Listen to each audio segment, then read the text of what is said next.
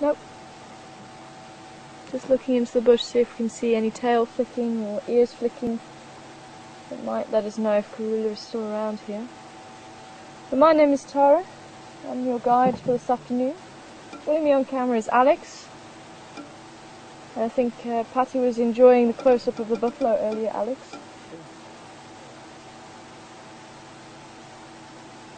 Kath is in final control, and if you would like to test it out and see if we are live, then send your questions through to finalcontrol@safari.tv.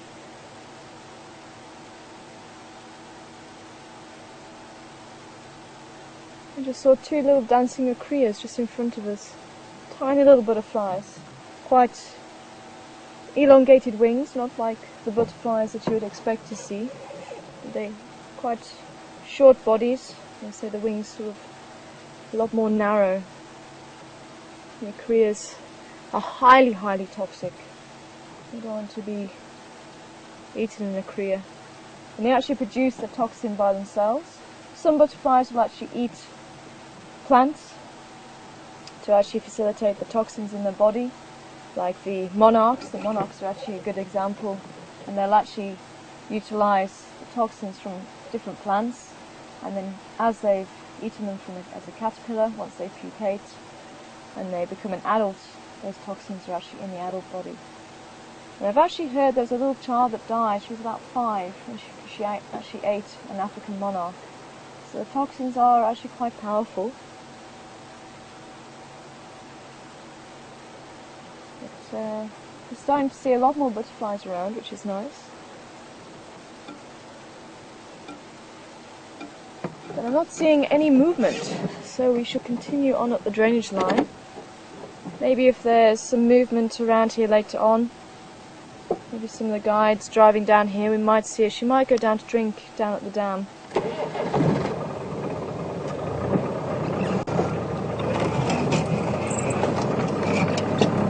A lot of zebra wood in this area, very, very hard tree.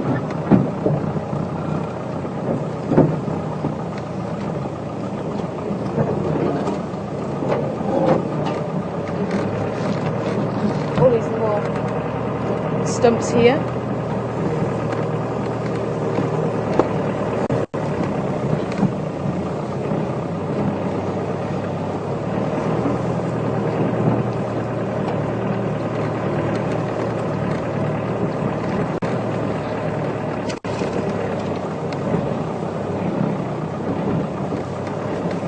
Sorry, what is the pride called?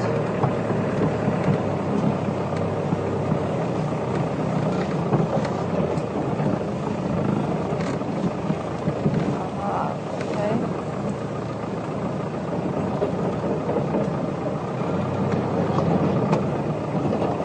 Thanks, Penny, for sending that information through. Apparently there is a pride of 30 strong in Kruger as well at the moment.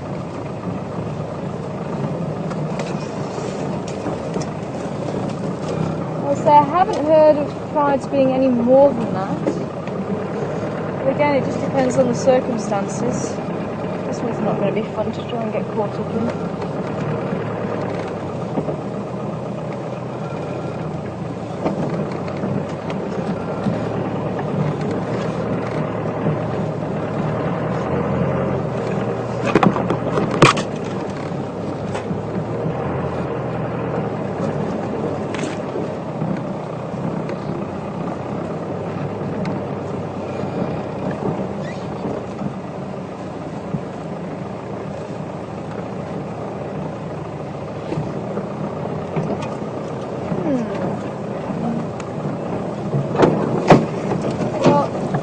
The lady wants to be seen at the moment. She's definitely doing a very good hiding act if she is in there.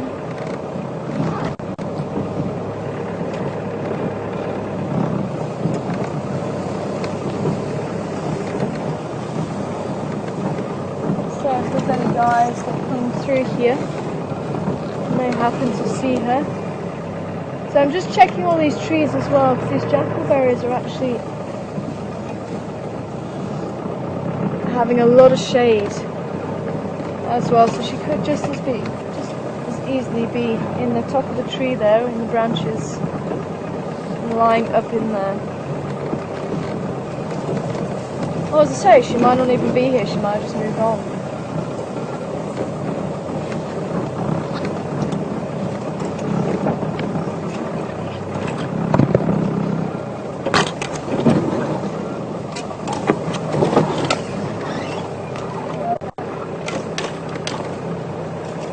Getting attacked by the leopard.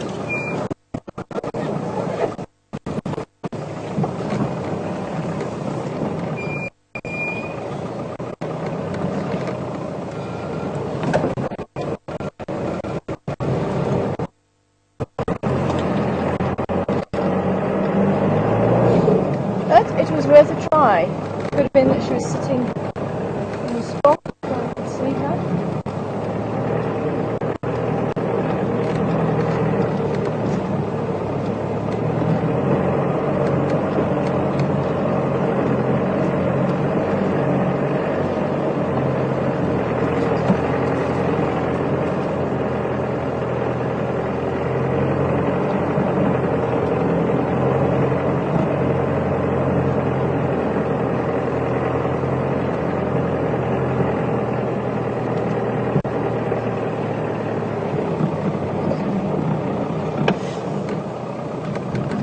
Nothing crossing Mamba Road.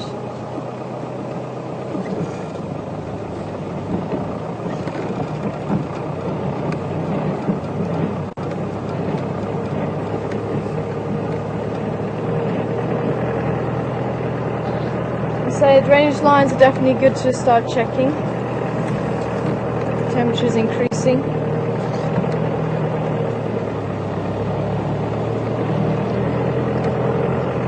Much cooler down here. I can actually feel the temperature difference down here.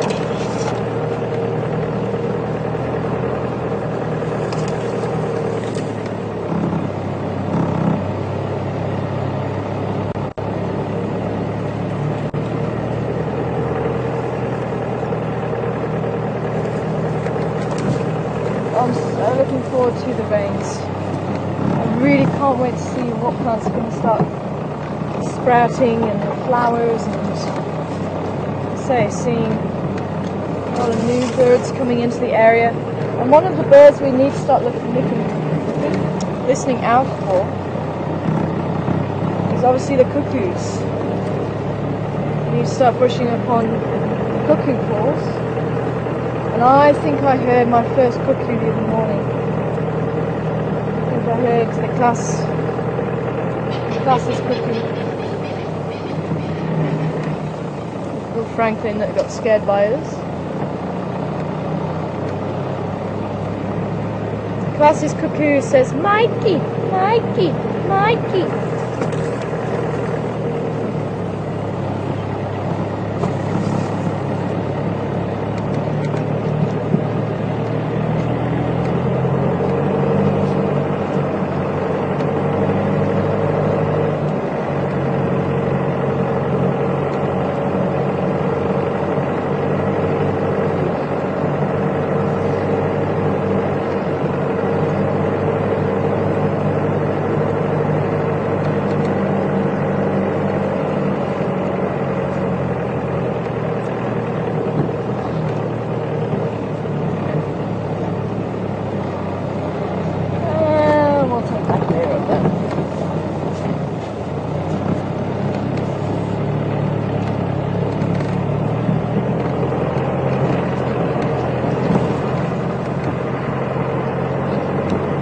If anybody did miss the chat I had with Dr. Patrick Benson about the vultures,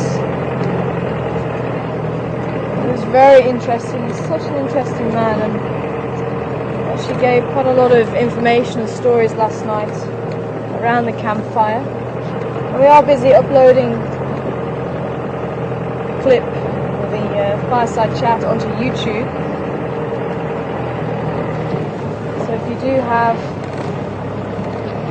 did have any problems watching it or you missed it, then you are able to watch it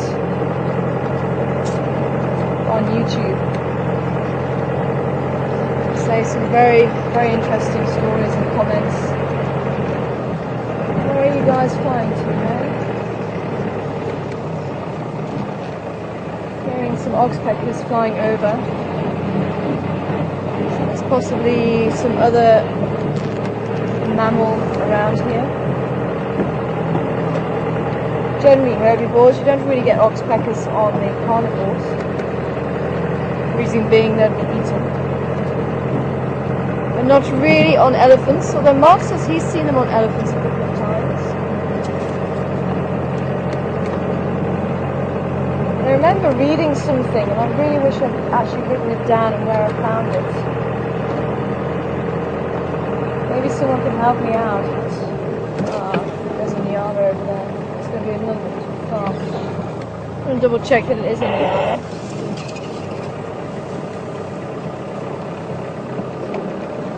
Straight through the trees at the back there. Yeah. If we're going to be able to get it, it might be just a little bit too far. No, I think it's going to be too far. I can just see a tail. Yeah, I can just about make out a tail. It's quite far onto the other side.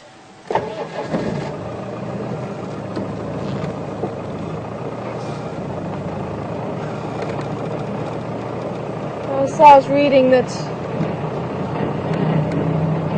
possibly elephants don't carry as many ticks as other animals because of a secretion that they have. It actually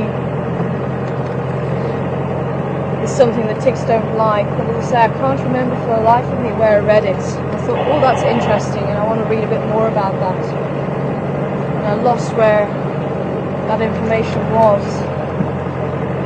But other sources actually say it's possibly because the elephants don't allow them to stay on, and they actually flick them away with their trunk or their tail.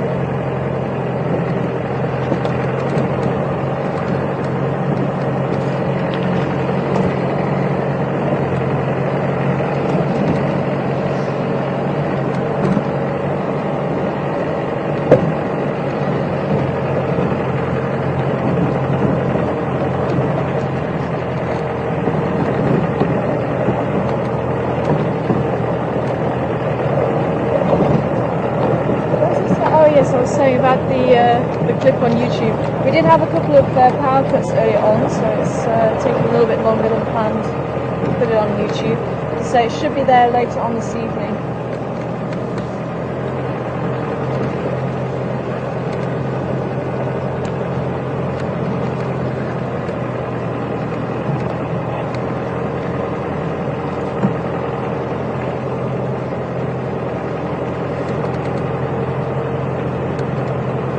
Hi, Estenio. Great to hear from you. I'm just wondering if leopards stay in the hunting area for a long time or whether they move areas. Generally, Estenio, they'll actually stay, once they've found a territory, they'll generally stay in that territory for life, unless they get pushed out. If it's males, they may get forced out by other fitter, dominant males. Generally they will stay in the same territory once they've established one. But what's quite interesting is here is that the females especially seem to take over part of their territory from the mother. If you read information on other areas, that doesn't really happen. Once the cubs are old enough to go and fend for themselves, they'll actually move out the area completely to stop any possible inbreeding. So we've got some leopard scat here. It does look old. And I am not going to pick this one up. Reason being, it contains a lot of bacteria.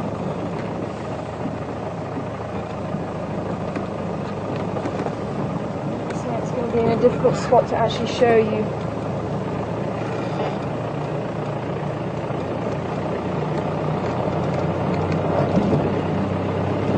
afternoon, any stations out on drive? Morning, Tara, how are you? Good afternoon, how are you? Yeah, good. What time? One,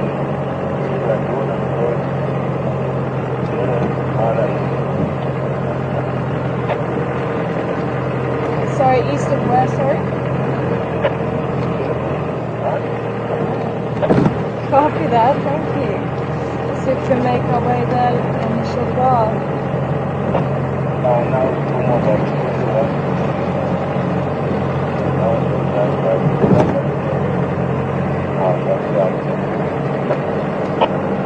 Copy, thank you so much. There wasn't much movement up the Tulingala on the Bamba. I drove by there a little bit earlier. There were a lot of hunting on the opposite side of the road from where the Bamba was.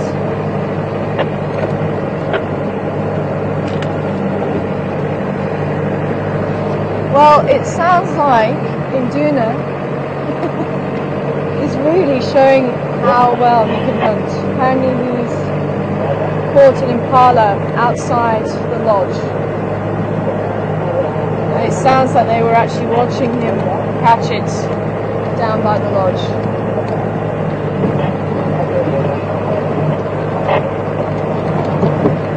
Absolutely incredible.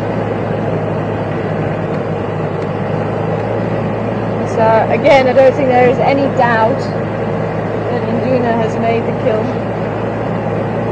There's no other leopard around that's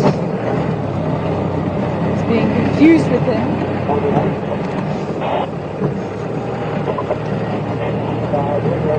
I think that is absolutely awesome.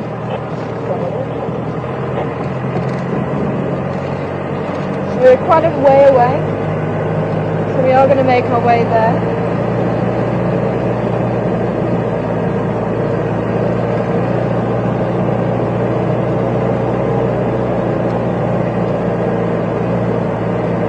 So I was looking this side, because Jared left some elephants.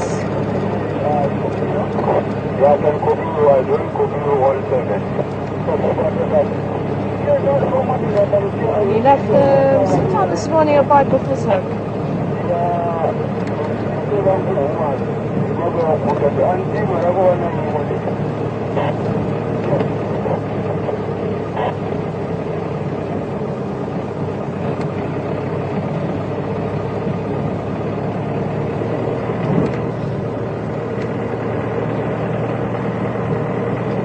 There's a question coming.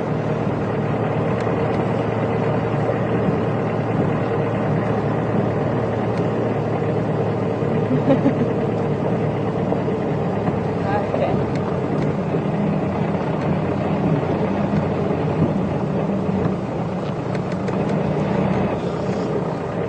Let's take central one. Oh, can you get that little tree squirrel? Someone was asking about tree squirrels the other day. Just sitting on the tree in front of us. You see him? About a metre off the ground.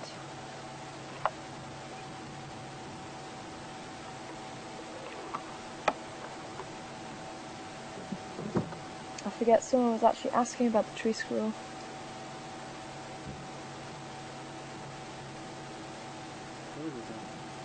Further up, I think it's going to be quite difficult to see him now. He's silhouetted there.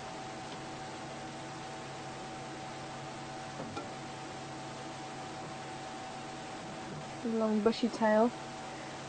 But remember, they are closely related to rats. They are a rodent. And the rodents actually lack canines. They actually have a hole called a diastem, which is where the canines would normally sit. They have the long incisors, and those front teeth continue to grow, so they have to gnaw constantly on things to keep the teeth sharp, and also to keep them at a reasonable length.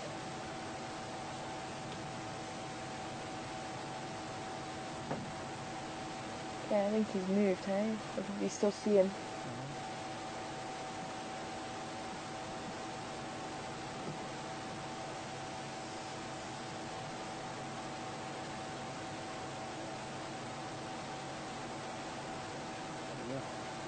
Yep.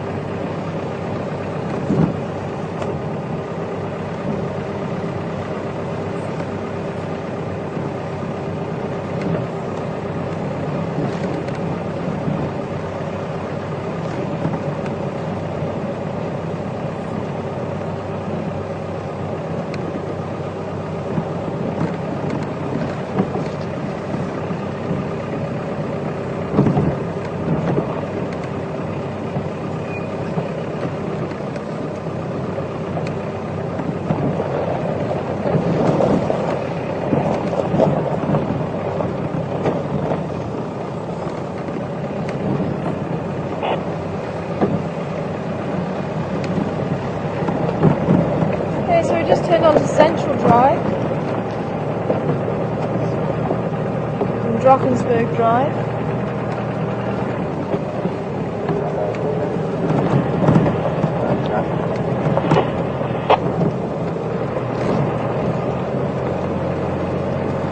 If any station is interested, there were a small Shlambi of Inyati at Twin Downs.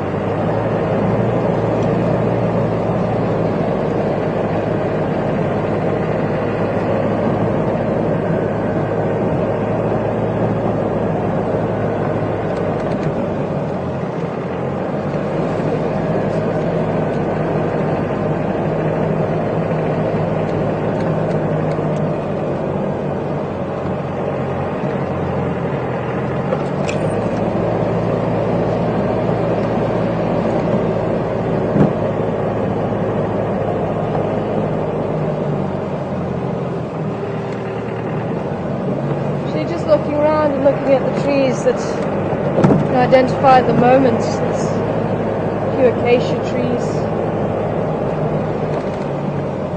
guari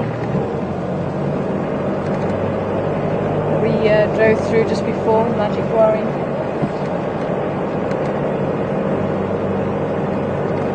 Some of the raisin bushes, ruia.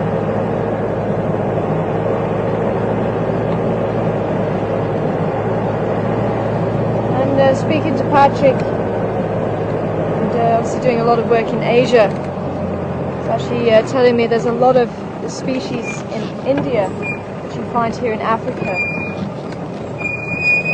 I just get a few breakups as we go through here.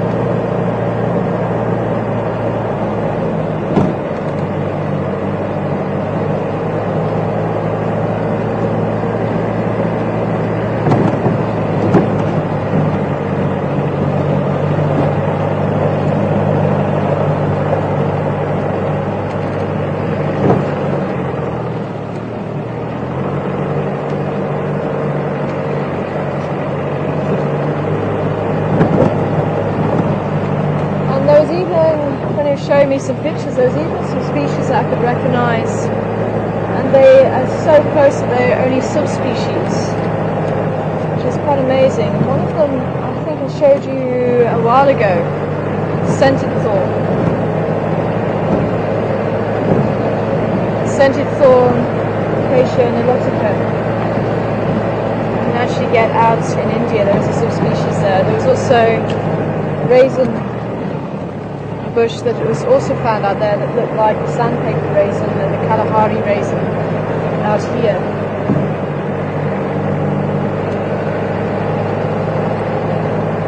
And they actually have a square stem.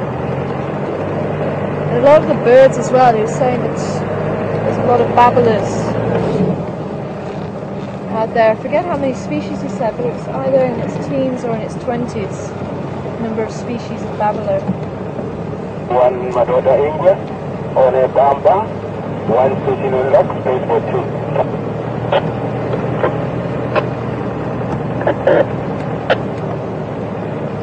Copy, probably about 5 minutes away.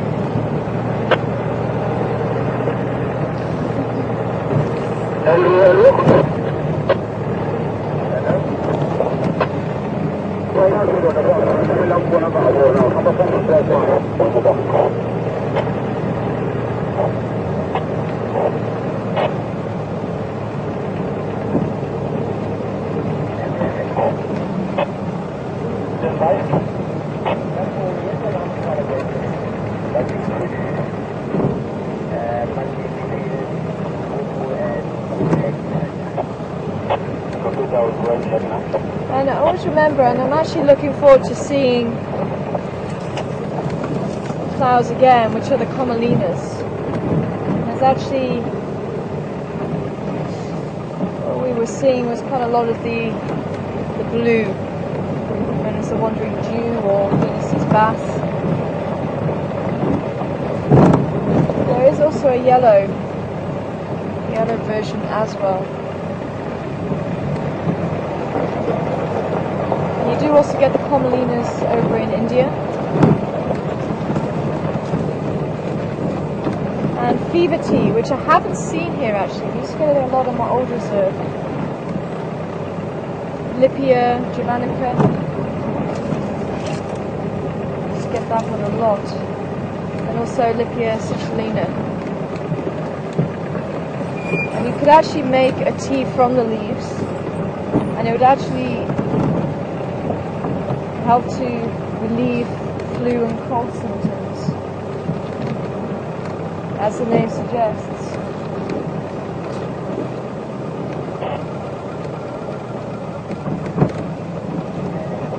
But it smells minty. It's actually part of the mint family.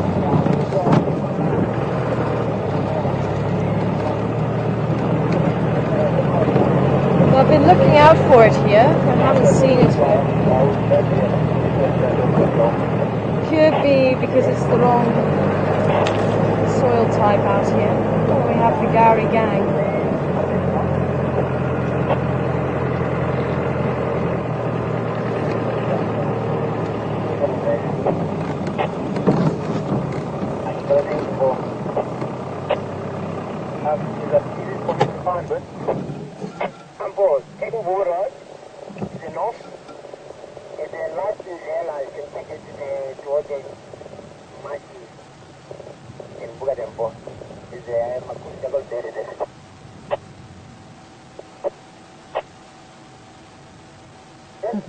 It was a room wine voice.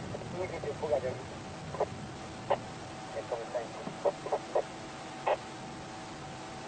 Living this dollars now. Somebody is in the game away from the yard.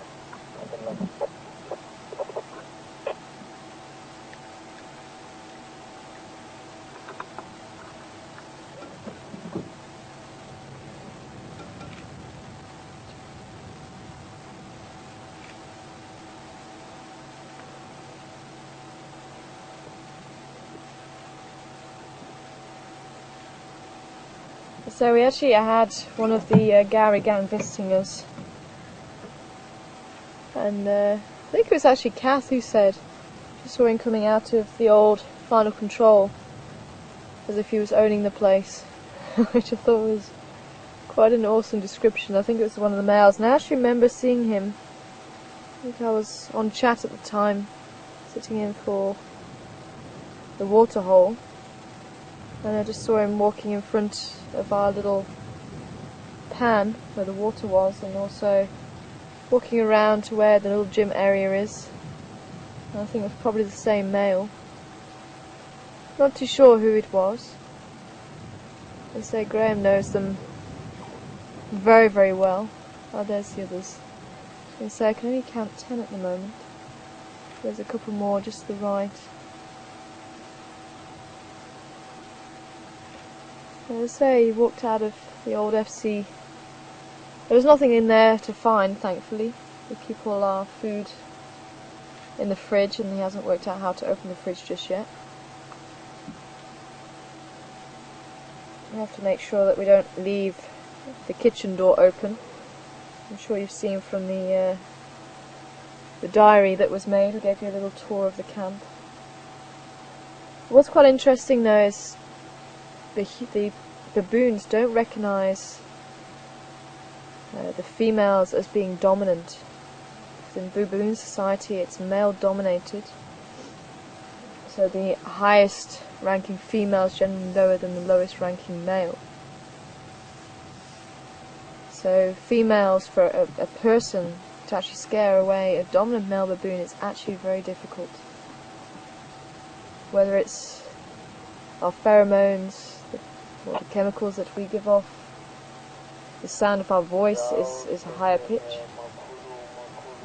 On top of the shot, manipulating corners out of okay, copy. Oops, I just got to book. Yeah, I'm making my way there from Bogor. I was looking now. It looks like there's a couple of vultures that just flew over. The Gary gang completely oblivious.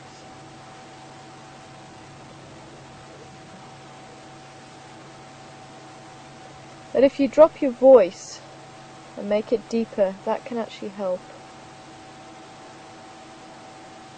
As I said, there was no reason for us to threaten him, because he wasn't being threatening towards us. He just walked around the camp, so I would never be like that to the baboons. Especially, you know, if they're relaxed and they're chilled, there's no reason.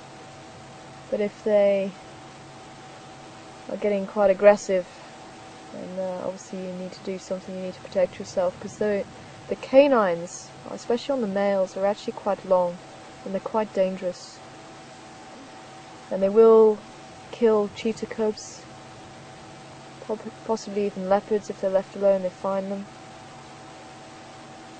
They say there's the very famous documentary or documented behaviour of 2 adult baboons killing a male leopard.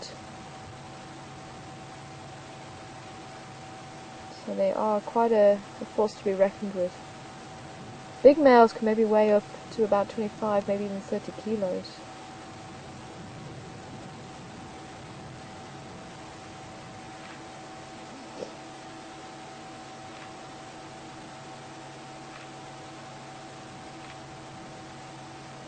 Certainly is a wonderful time to spend with the baboons. They're just busy grooming each other and strengthening those bonds. You can see the young grooming the old.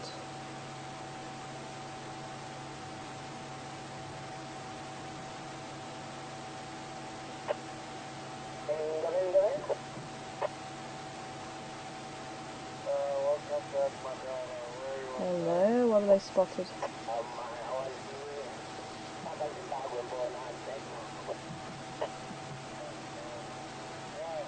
There's something they didn't like there.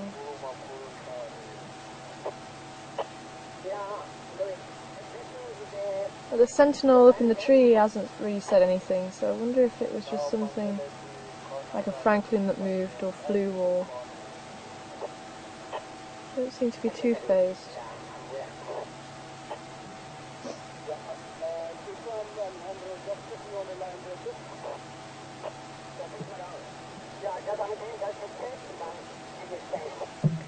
Okay, well, let's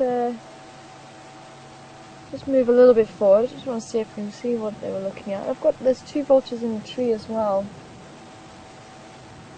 I wonder why they're sitting up there.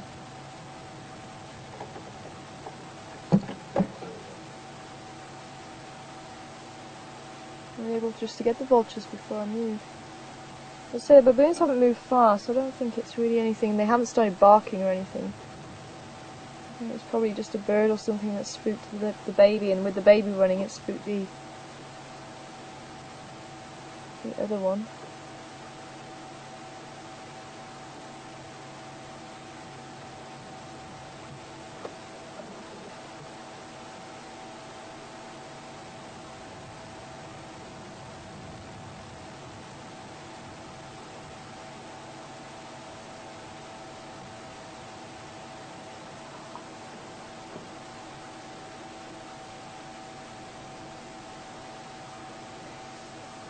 Like a juvenile white-backed vulture on the right. Can't see the head of the other one.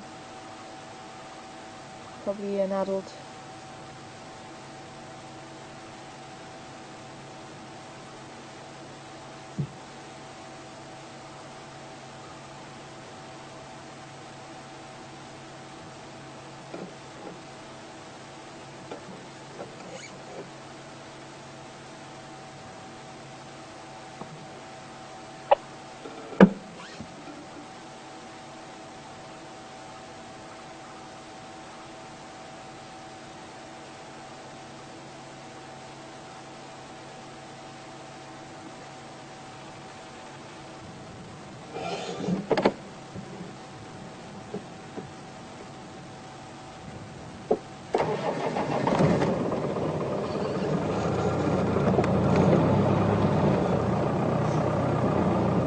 So they're flying in the same direction that the other two flew in, and that's towards where the lions are.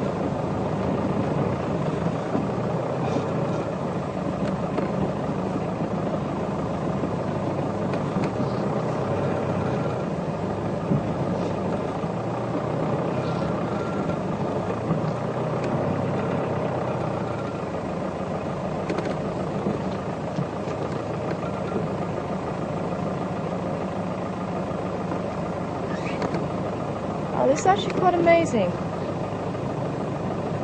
We're getting pretty close to the troop now, and in probably about 6 months they've calmed down so much.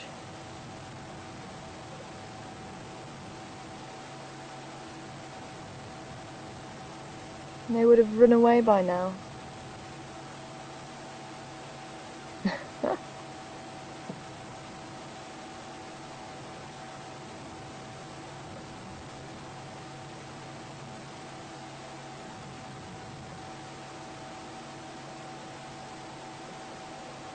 Any extra protein from ticks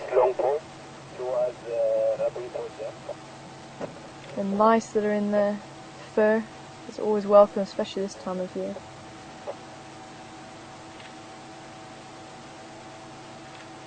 Are we able just to move across to the ones grooming? Okay.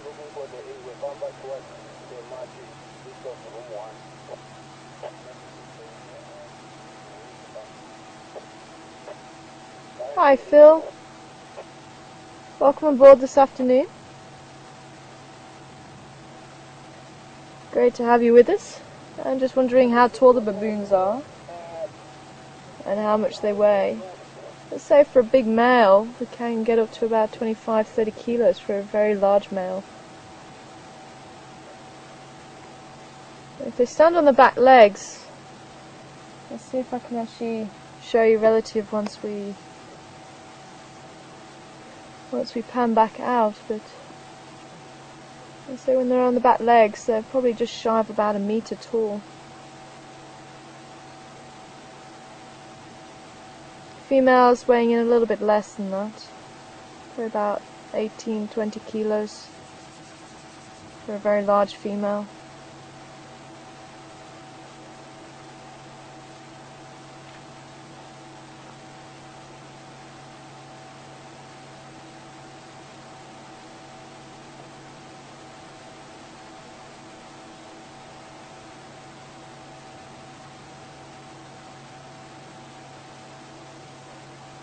I'd say these females are still quite small actually. I'd put maybe these females at about 15.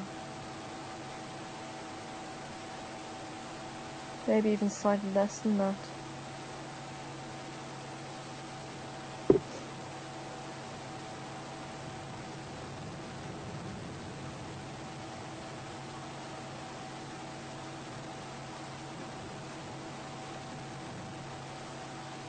There's quite a large male coming into view shortly.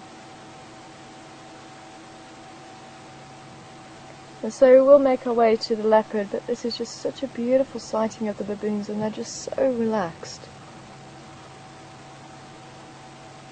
It's so nice. And I do wonder if we have been kind of cooled by association because of Graham and working so closely with them, and we've actually seen him a few times with the baboons. And I say they've come around our camp, they've seen us. I do wonder if they've kind of realised, we're nothing really to worry about.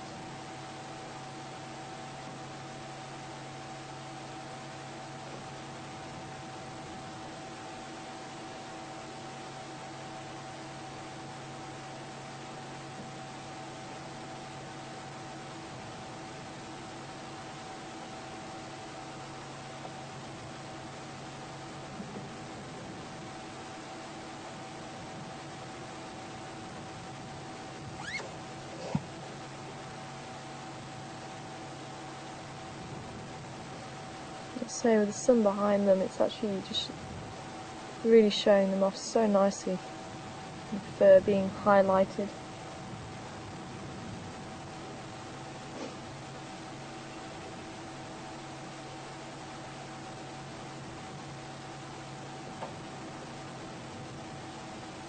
Okay.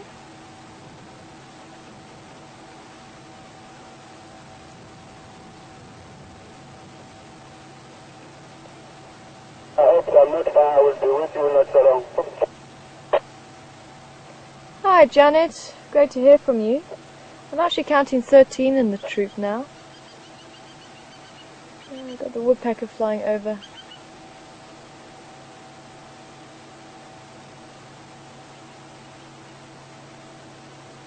Just wanting to know what research is Graham actually working on. You haven't heard much about it. He's actually just studying them, Janet, just studying their behaviour, studying the interactions.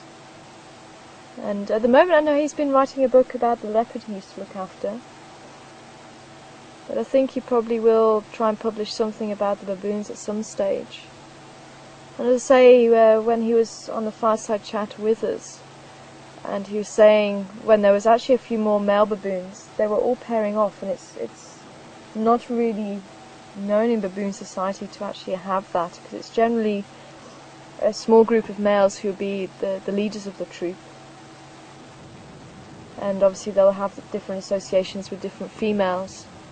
But because the troop was so small and they could all actually afford to pair off, he said he's never read anything like that in literature before, so he's actually seeing things with this troop that may never have been seen or documented before.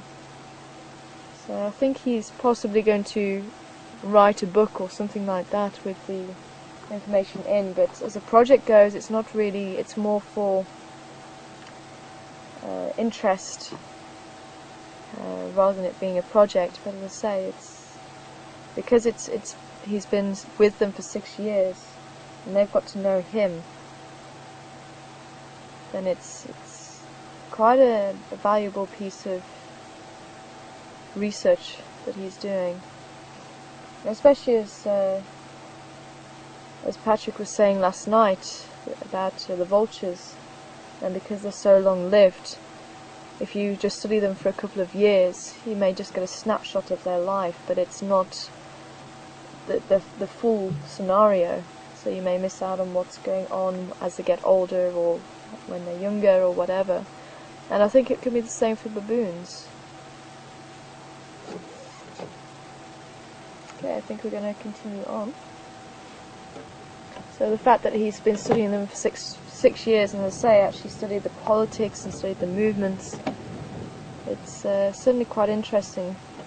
Maybe at some stage I'll see if we can get him on for another fireside chat to see what the developments have been. The troops certainly seem to be a lot more relaxed. They seem to be almost back to normal.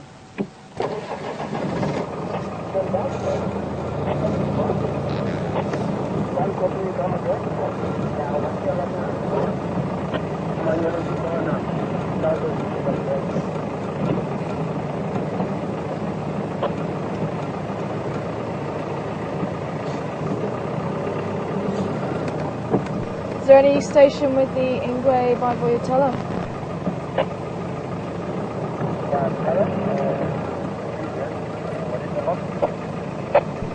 So I got stuck with the Twene, just have a nice visual of them. I'm just by Gary Dam at the moment, and I'll still make my way there. Yeah, 10 minutes. Just room 1. Check. Override. Direct execution. Thank you.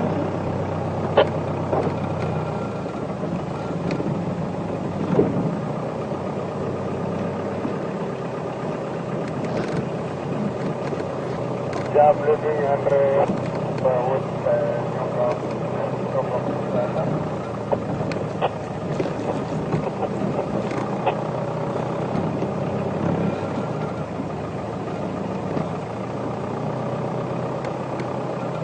Wow, this is really awesome. They're just walking. Really not caring that we're next to them or anything. That is fantastic. Obviously, baboons can become very dangerous, and unfortunately it is humans that make them dangerous, because humans, when they start to feed them, baboons start to realise they can intimidate humans to get food out of them. And that's why there's such a big problem in Cape Town and those surrounding areas, because people have been feeding baboons, and now baboons will actually attack people to get food.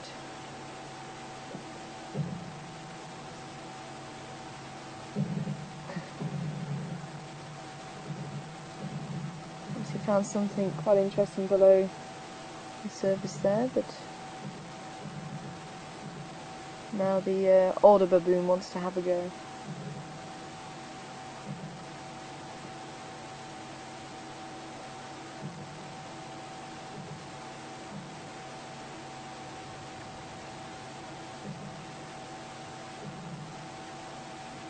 So the troop went up to 16 and then have dropped back down to 13 again.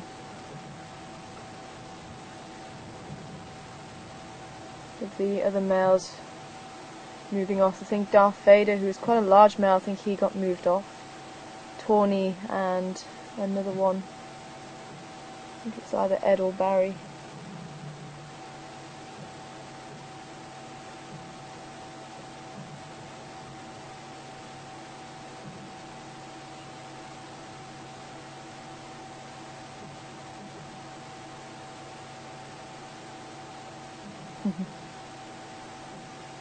Couple just keeping a watch. Okay.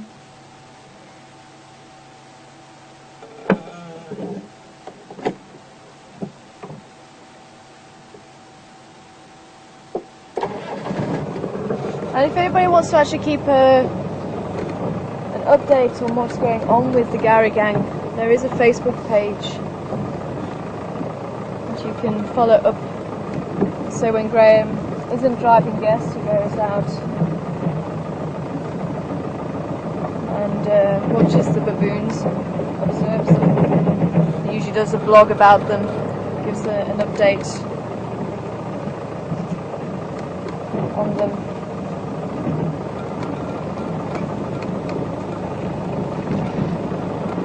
And their movements.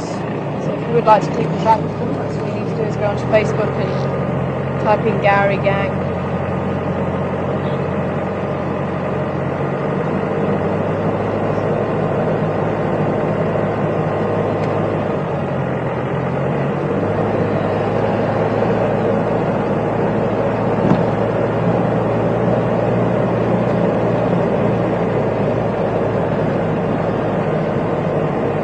So taking in Central, this is Gary Dam, just to our left. We're now on a river road.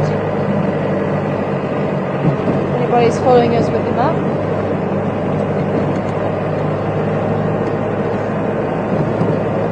The water is starting to really recede back quite far now. Still quite a lot of water at the moment.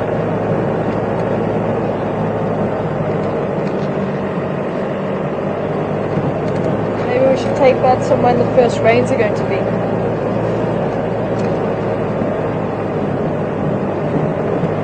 When do you reckon, Alex? When do you reckon the first rains are going to be?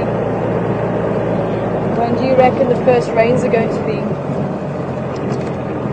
No clue.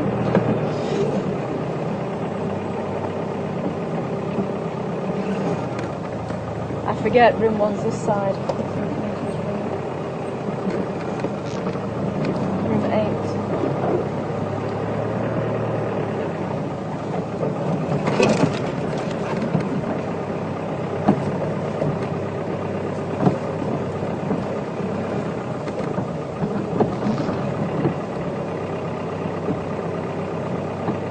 I did actually hear a monkey calling when I was chatting with some of you on the Wild Earth page. And I think I remember saying to somebody, oh, I can hear a monkey calling. And I wonder if that's when Induna was walking around. Was the monkey not sounding great?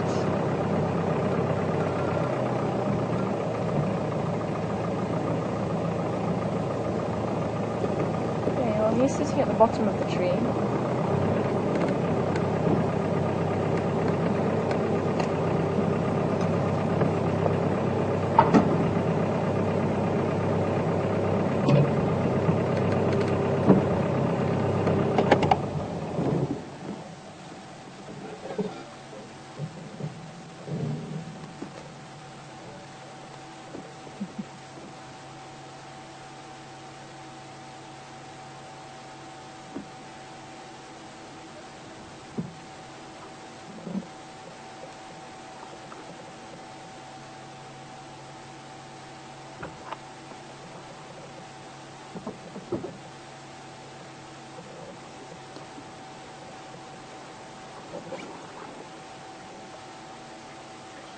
There's already a couple of vultures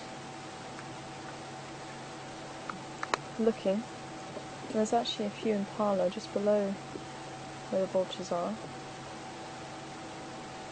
The wind is blowing from the impala towards Induna, so I don't think the impala will know that he's there.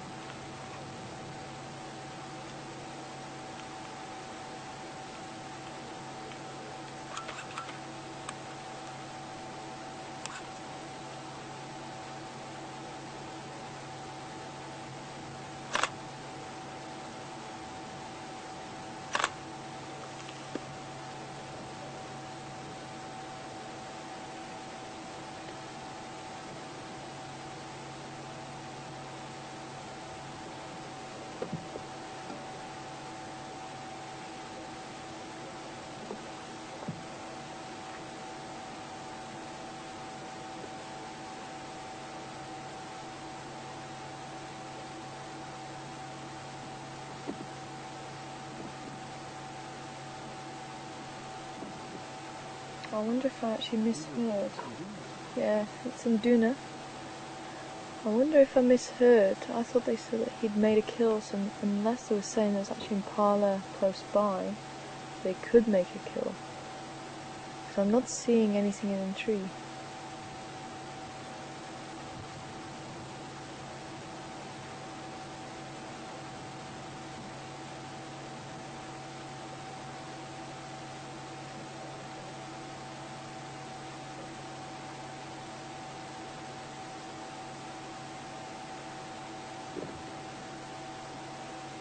So the impala are what, 50 meters away? And he's possibly well enough camouflage where he's sitting that they're not going to see him.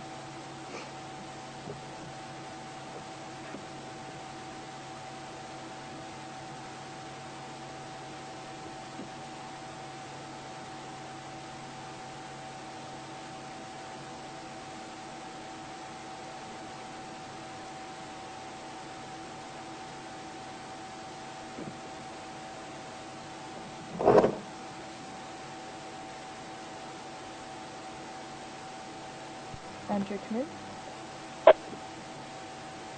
Okay. Oh, there's a Niala coming into interview as well. Confirmed, has he already made a bamba? Yeah, the bomber right behind me on the other side of the tree. Okay, Alfie, thank you. That's male pollen there. What do you call it? Pollen. Okay, copy. I thought I might have misheard. We can't see the bamba at the moment.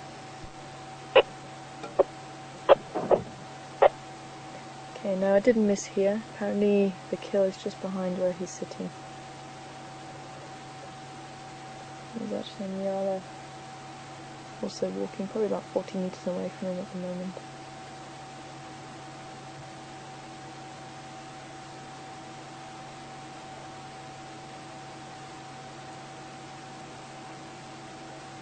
And that's obviously why he's panting so much and not really paying too much attention to the impala behind him.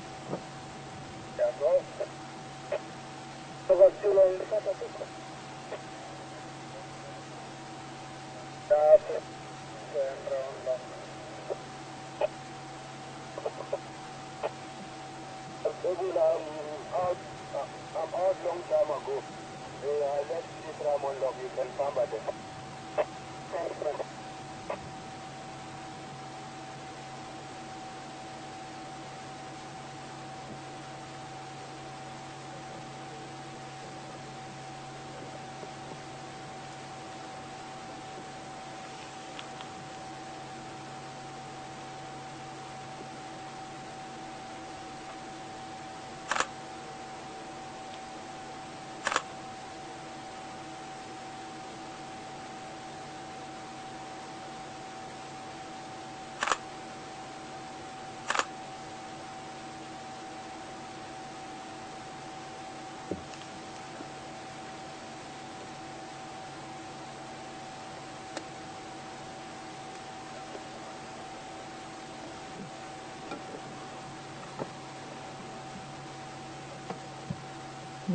And now you look around.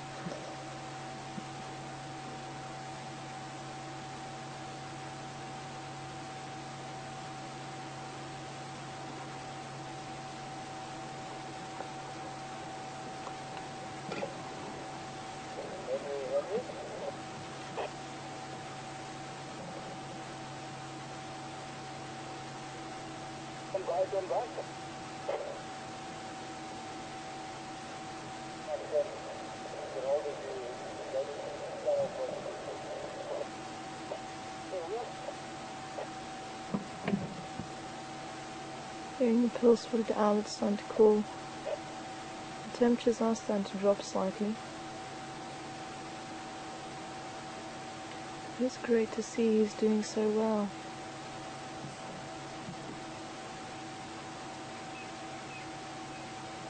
And so I think we're all a bit worried because of obviously injury to his tail.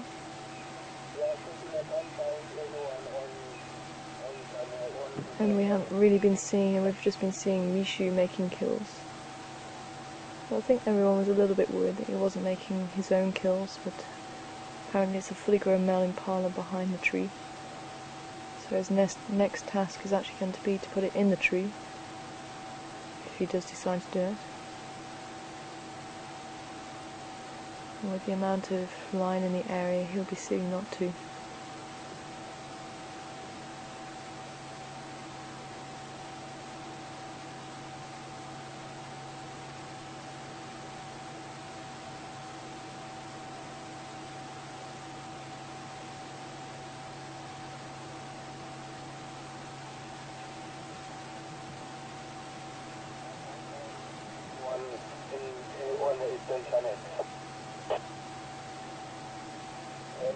Okay.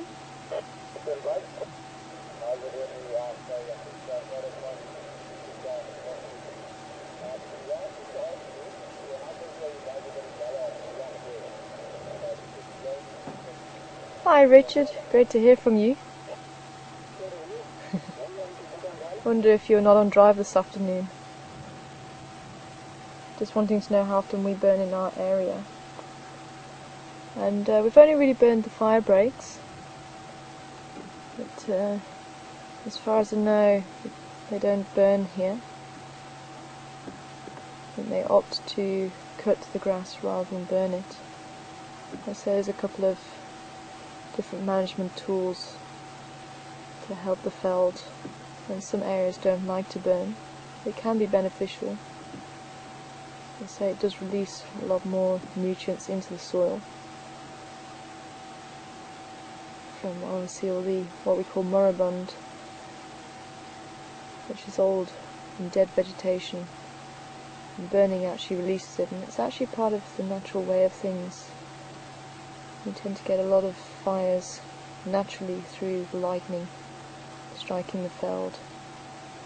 And obviously it comes with the rain, so once you get the rain, you start to get a lot of growth coming through, and animals will flock to those areas. And obviously in Kruger there's areas that they do burn, but they have to make sure that they cycle it so that one area will burn and then maybe only burn 2 or 3 years later, and another area will burn. But some areas, as I say, opt not to. They'd rather cut the grass. They find it safer, obviously with all the lodges around. Because if you do get a runaway fire, it can actually be quite difficult to contain. And that's one of the reasons why we do burn the fire breaks in between the roads. They'll actually have the main road, and then there's the road that we call the fire break road, and then we burn in between those two roads. As I'm sure you're well aware, Richard, but just in case people don't quite understand what we do.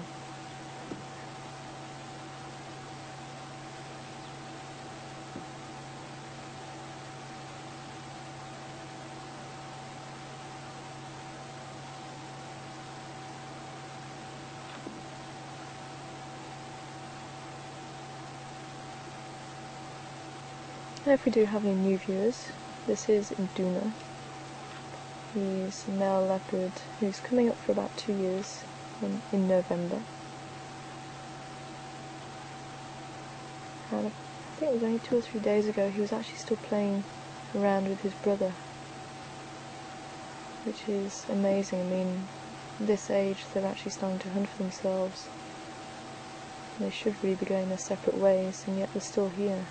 The mother has been seen mating Karula, and it's actually her territory that they're on at the moment.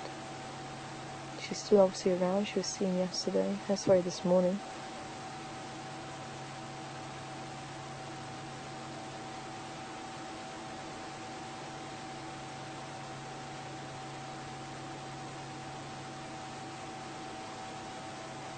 And I do wonder if once he gets a bit of energy, he might just take the kill into the tree, and that is definitely something to watch. I really hope we're going to be lucky enough to see that.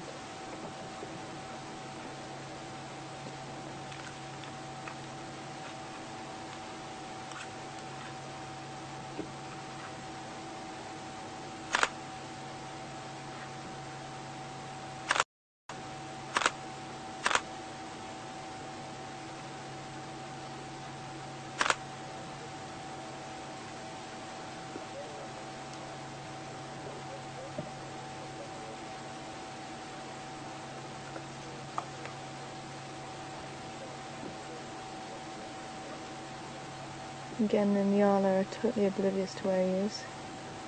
They're actually moving behind the trees, probably about 50 meters from them.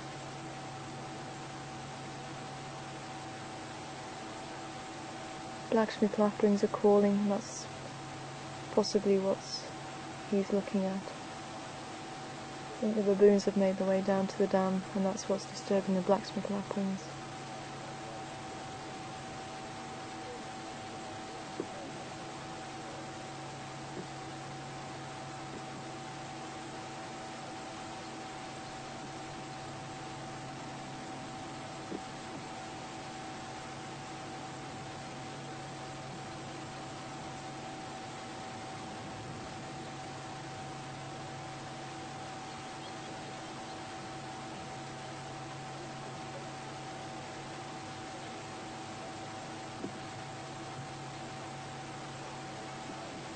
Okay.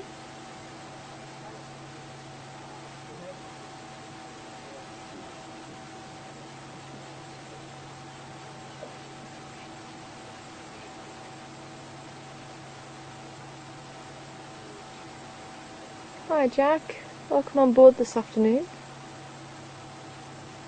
Great to hear from you as well. There's a grey heron actually flying overhead. I think it's our grey heron that thinks he's a swan. And just wanting to know what the differences are between leopard and cheetah in the prey that they eat, the size they are, that sort of thing. I'd say leopard are quite a lot more stocky than cheetah. For a big male leopard you're looking at about 80 kilos, for a very large male maybe even 90 kilos in some areas.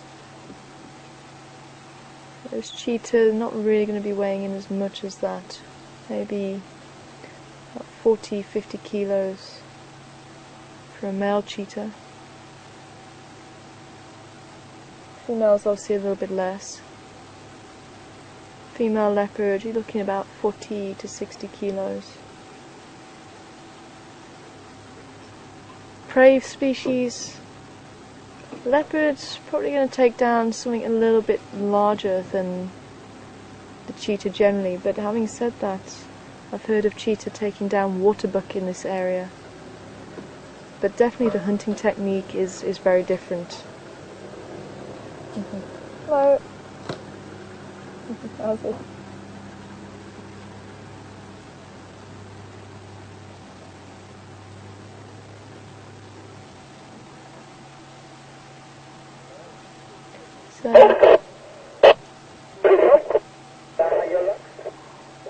So generally cheetahs are going to be pulling down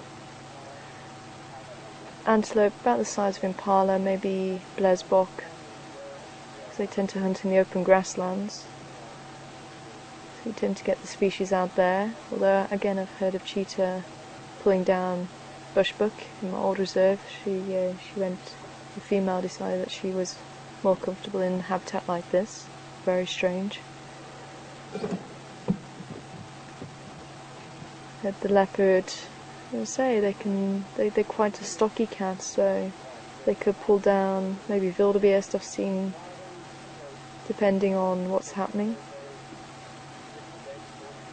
I say with the migration, Kenya, Tanzania, where I've actually seen footage of leopards stalking and actually ambushing the wildebeest as they come into the crossing. And I think it was actually an adult. She is quite a large antelope, looking about maybe 280 kilos, and the leopard being about 80 kilos.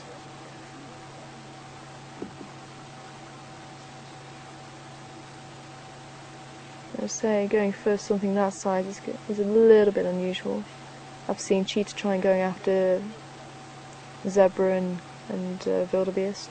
They weren't successful though at that stage.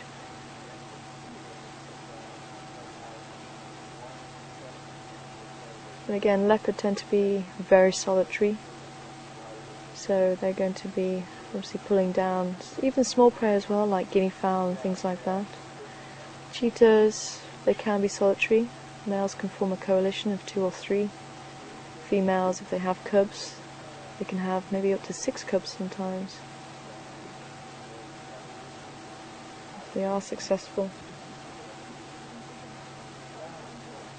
But leopards also very diverse habitats that they live in. They can be living out in the grasslands, they can be living in habitat like this, in the rocky areas.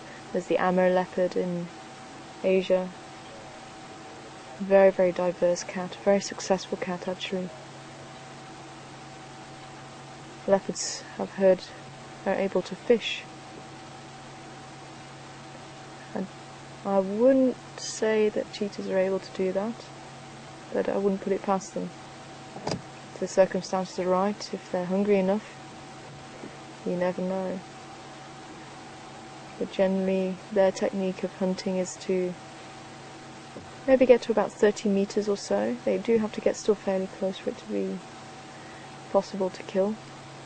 And then obviously it's the speed, and they reach maybe 100, 120 kilometers, but only over a short distance. They can only maintain it over a very short distance. And then they'll trip the back legs, and once the animal's been tripped up, then they'll go into the throat.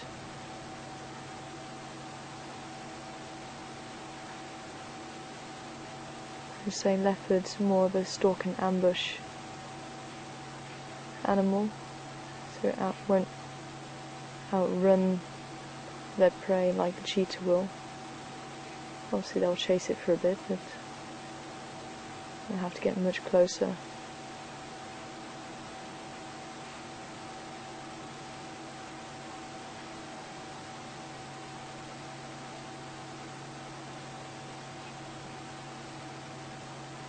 Okay.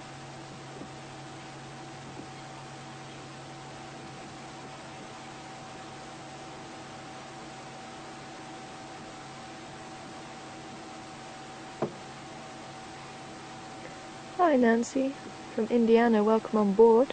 Great to hear from you as well. Just wondering if Misha and Induna are old enough to mate, and if not, is that possibly why they're being tolerated? I'm actually wondering that myself, Nancy, because they aren't really old enough to mate at the moment.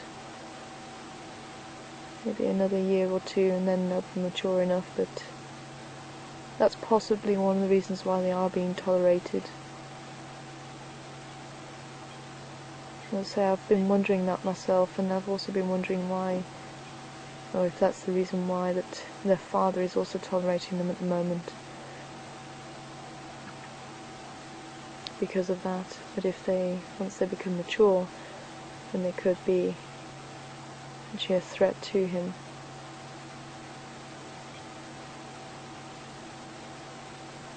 It certainly is very, very interesting what is going on here. As I say, it'd be interesting to see if they do stick around.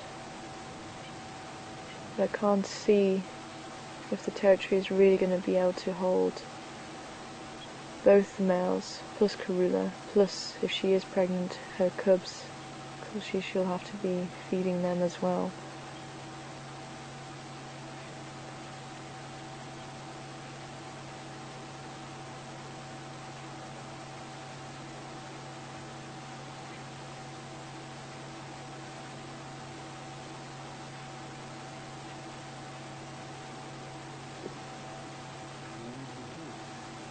It's behind the tree.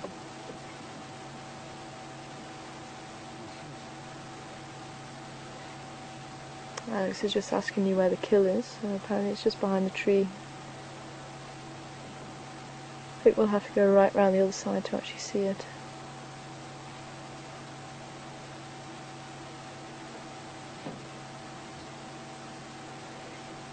Whiteback vultures spotted it.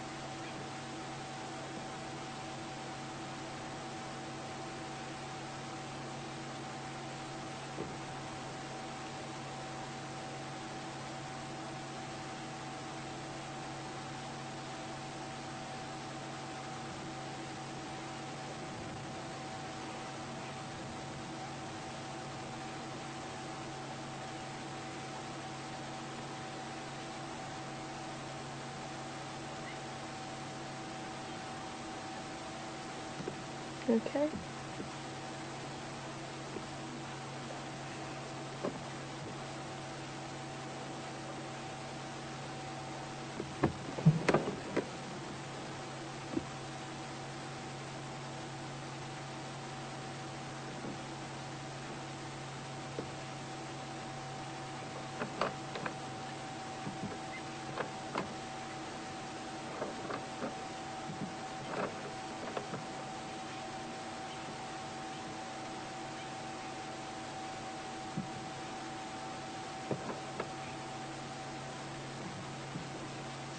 Hi Joanne, thanks for that information saying that Jared actually saw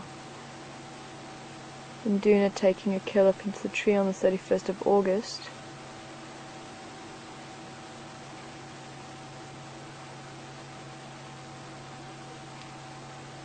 I'm just trying to remember when that was. It was only a few days ago. I'm wondering if that was the one where there was some confusion whether it was in Duna or Yambili. Or it could have been the one that was actually on Philemon's cut line. That one we also know that he did kill. Maybe it's that one that you are reminding us about.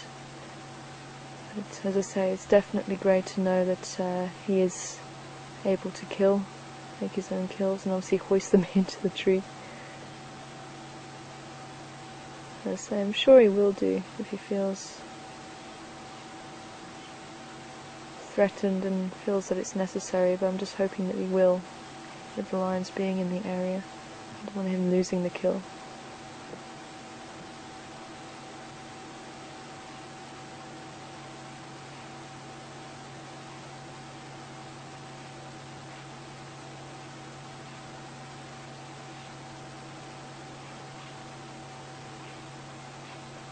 And thanks, Julie. It's great to hear you enjoying the drive.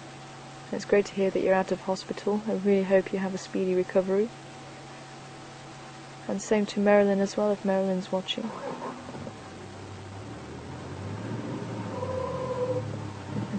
I'm glad you're able to join a live safari.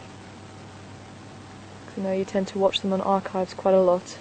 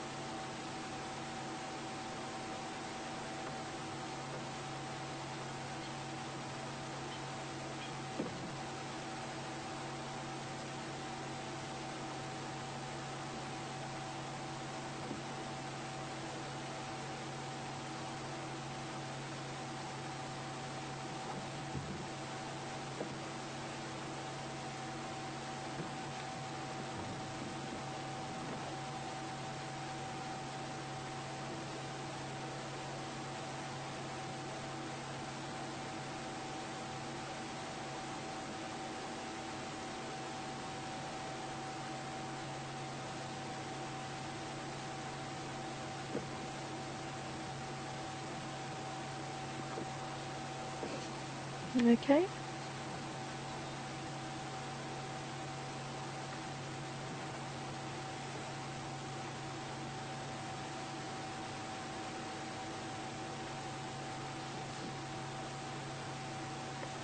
Hey Jack.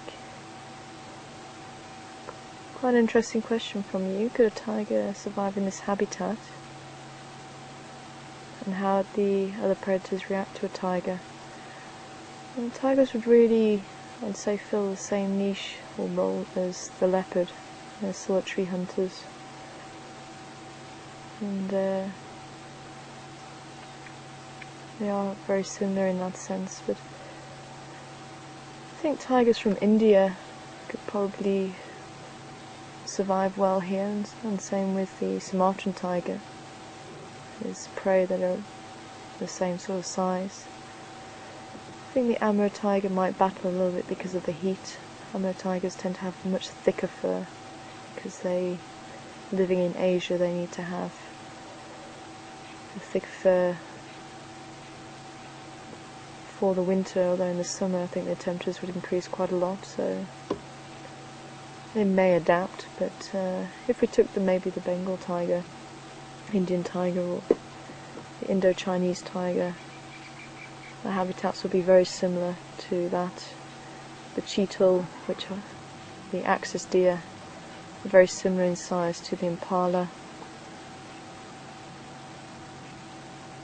which is what they eat, especially the Indian tiger. Peacocks they eat, but again I think they would be able to eat maybe some of the birds here if they were hungry enough. But with the peacock, the trains actually hang down below the branch, and that's how they actually catch the peacock. Because that's one of the reasons why the peacock train hasn't grown much longer. Because it is a disadvantage if they have too long a train, then tigers can catch them a lot more easily. And even though peacocks may be seen here, they're not actually meant to be here. I think people have brought them over for decoration. But you shouldn't really find peacocks out in the bush like this.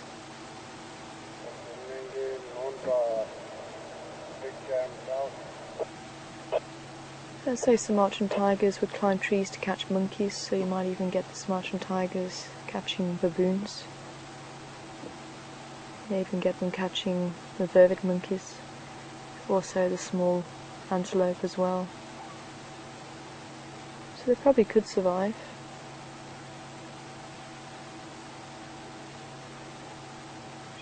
And how would the other predators take to them? I'd say probably the same as the leopard. But the tigers, again, Sumatran is probably about 150 kilos. Amur is about 300 kilos. So there's a big size difference there. Bengal's probably about 200. So Bengal and a lion are probably roughly around the same size. Female lion and Bengal tiger. So, but with them being solitary, I think they'd still probably run away from lions, especially lions being in the pride. But it'd be quite an interesting one because they don't really store their food in trees, so they'd probably do the same as maybe the cheetah and just eat it pretty quickly. Because obviously in the areas that they live, there's no other predator like them. In the Gaia forest in India, though, there is the Asian lion. So you may get them mixing in that area, but in Sumatra, in the Amur Valley in Russia, or in Asia, should I say, there's not really any other predators, top predators like that.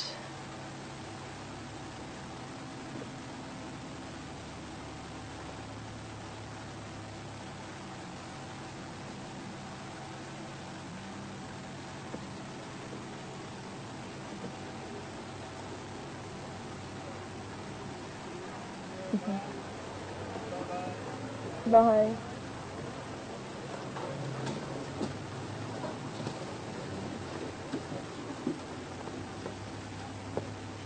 Okay.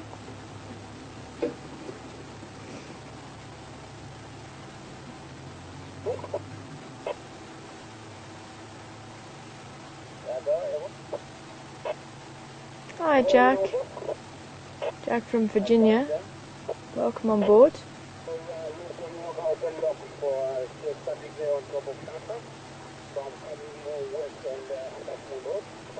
Jack just wondering to know when Misha and Duna will be able to start mating.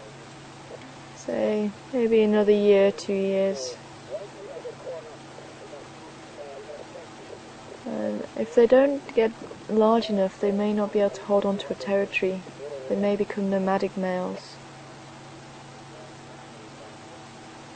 That just means that they move around from territory to territory.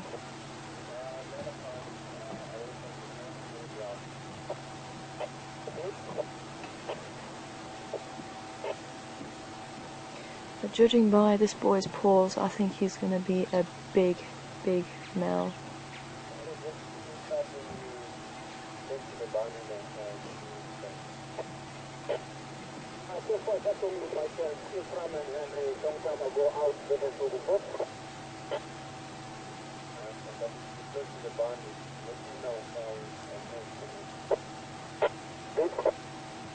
Okay. Oh.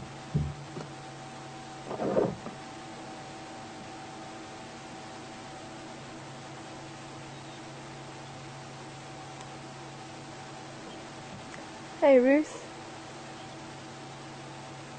Nice to hear from you too. Just wanting to know what the building is behind Induna. And that's actually Voyatella Lodge. And I wonder if we can zoom out. We can actually see how close to the lodge he actually is. And this is a lodge where Mike Moss was staying. And actually I can see his room where he was staying.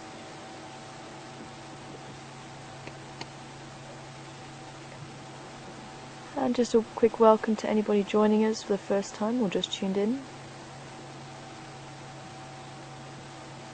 Live here with Induna, one of our male leopards from the area. My name's Tara, and I'm your guide this afternoon. Alex is behind the camera, doing some beautiful shots of Induna for you. And joining me in Fire Control is Catherine. And if you do have any questions, just send them through to firecontrol@safari.tv. There you go, you can see the room's just here. And Mike's is there.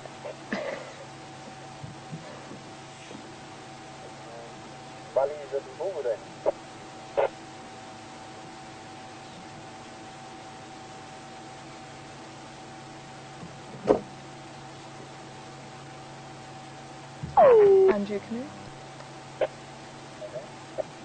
I wasn't copying earlier. Is there some more stations wanting to come into the lock? Yeah, everybody wanted to come in, but don't worry, because I have to. Copy. I don't mind pulling out if you want to stay a bit longer.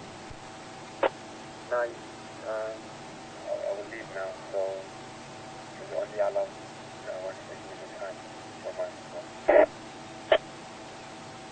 Okay, copy.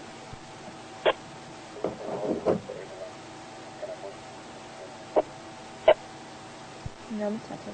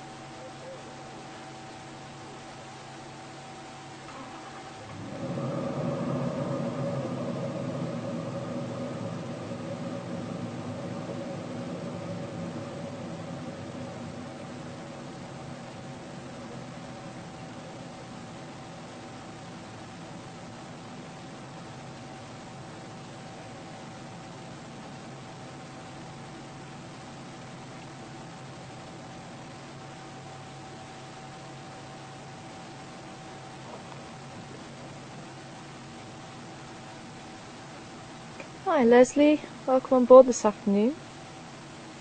And just for the benefit of everybody else as well who may have missed what's going on, you just want to know as well where, if he does have a kill, where it is and where we are.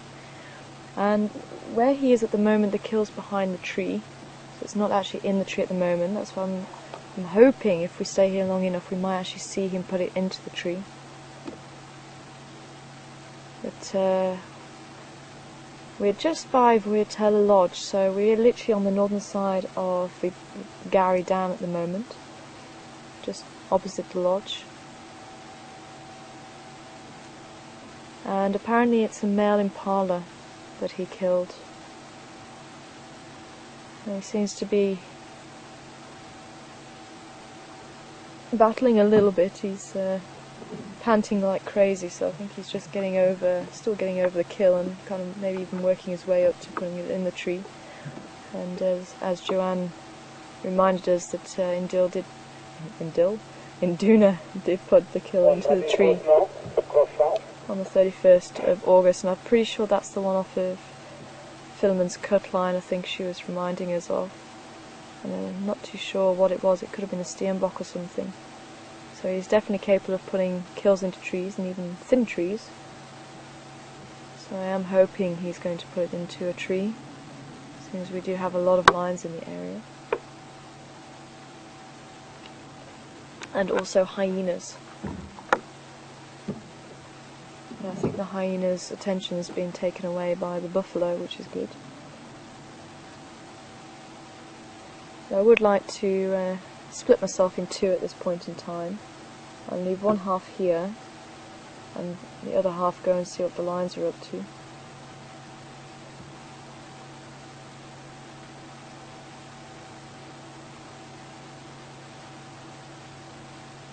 I would say it's worth having a bit of patience. I know some people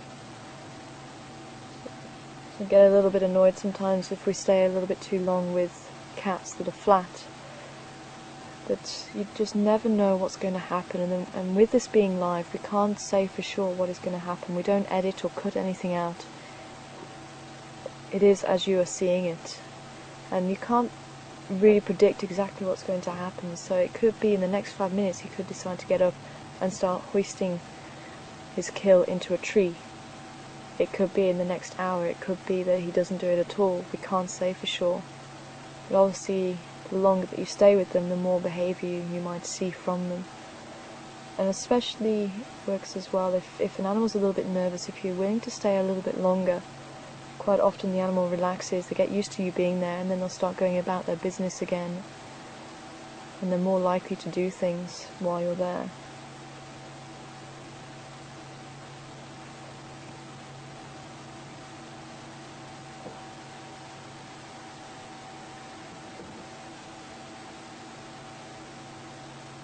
What we can do is maybe just change our position.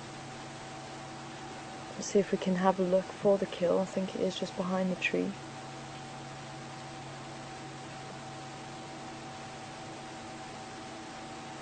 And again, they're very opportunistic. If there's something that walks very close and he's recovered from this first kill, he may take that opportunity and make a second kill, like Karula did. I think she actually did that. Remember, we had the two kills. I think they were both, well, there was one Dacre and one Steenbok, and I think they were both around at the same time, or possibly just after each other, and she possibly made one kill and the opportunity was there to make the second kill.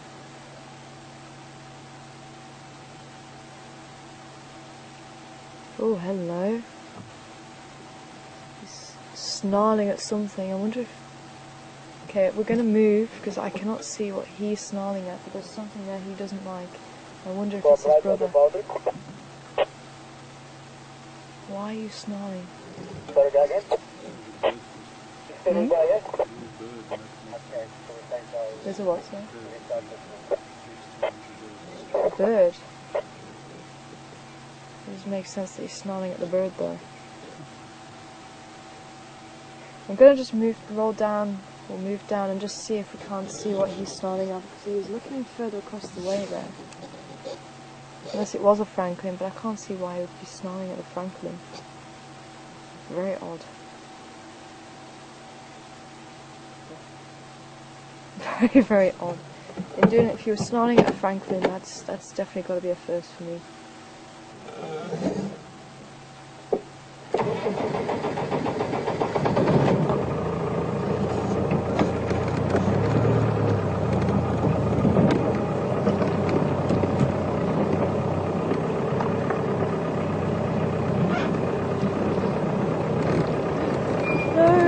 time gone?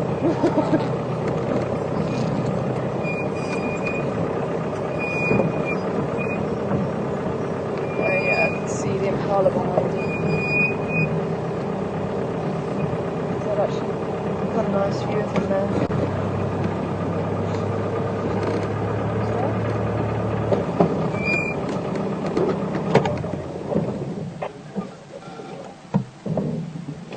Maybe he was actually snarling at the Franklin then.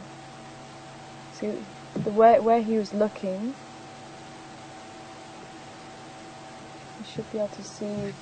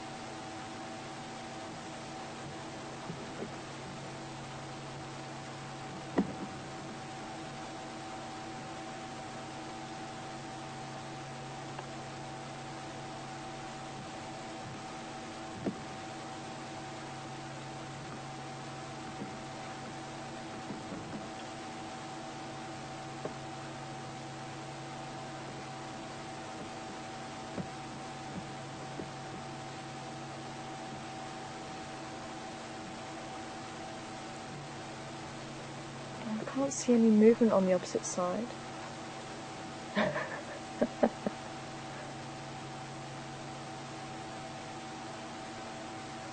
Again, the heavy breathing would have probably eaten a little bit of the Impala already, but he does look quite fat. And rolling onto his back, it actually helps the heat to escape through his belly where the thin tissue is.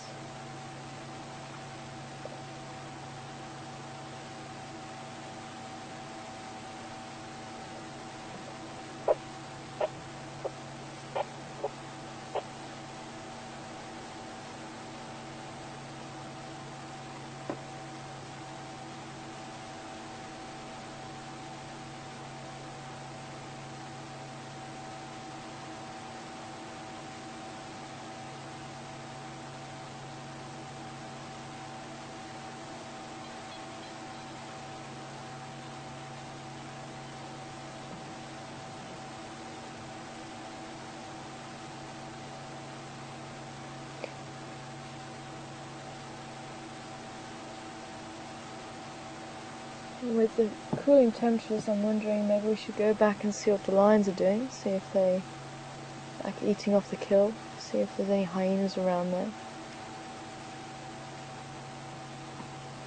I don't think he's going to start putting the kill into the tree just yet. He just looks too exhausted. So with all the panting and everything.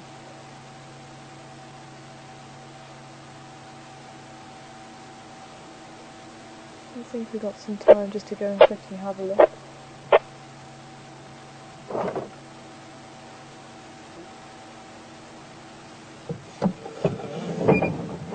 See you later, Indina.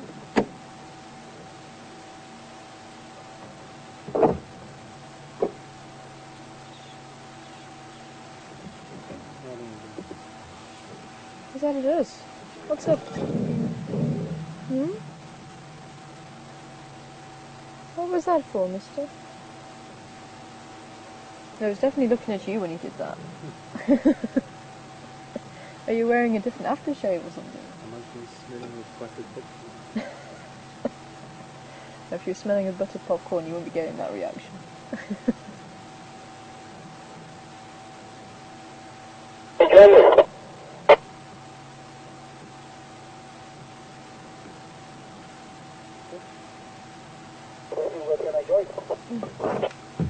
Oh, okay, I've just realised. That's affirmative.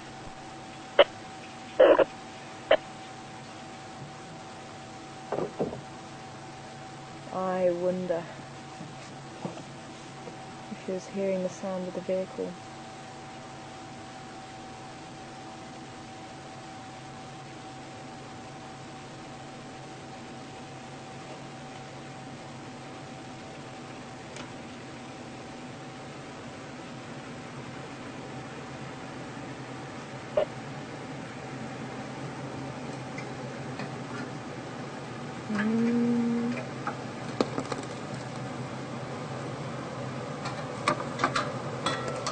certainly. Good, how are you? Just behind the tree.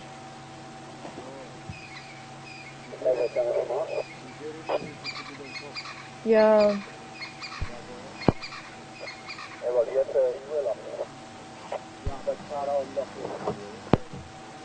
What is the current lot? Yeah, just he took a jam, but 2 vehicles now. He paid for 1 mover. So, No problem? I'm just deciding now.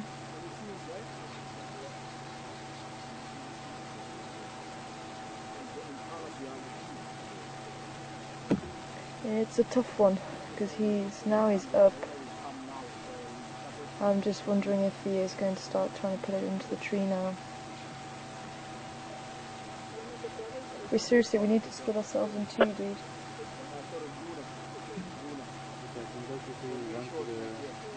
you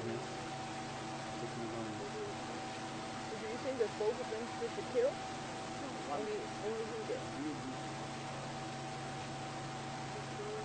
He's starting to look around him. He's starting to be a little bit more alert. Oh. I know it's a guinea fowl. Guinea fowl moving through the bush.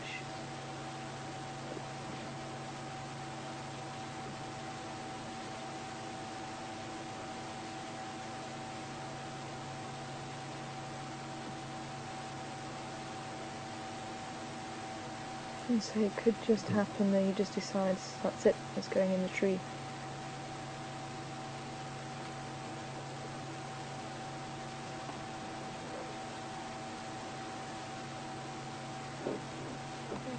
And especially as the sun starts to set and the hyenas might just come through.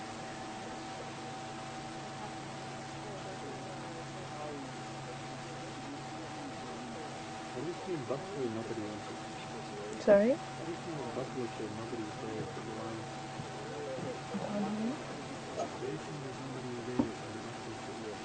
Why do I think nobody's there?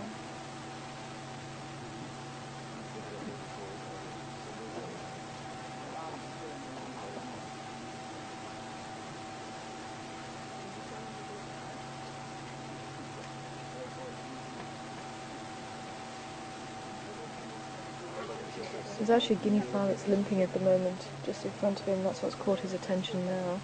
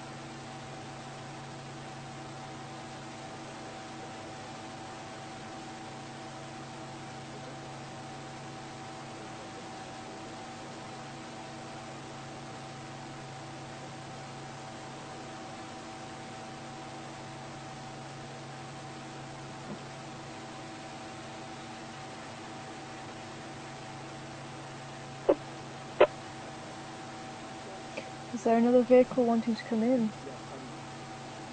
Is it just the one? Okay.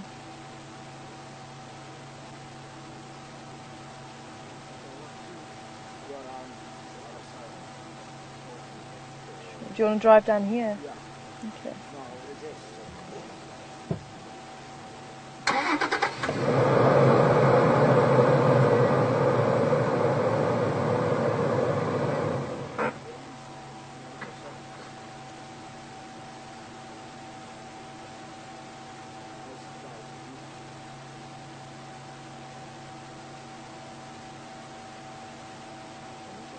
Okay, he might just be deciding to put it up into the tree now.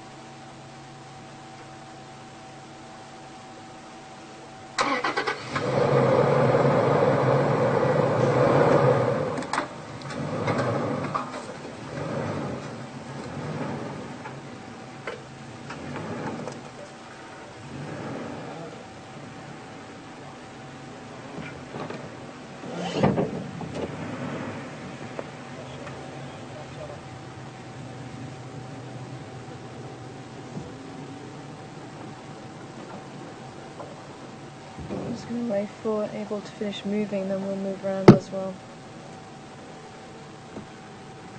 The way I'm looking at it, I think it's easier if he is going to try and climb into the tree this side.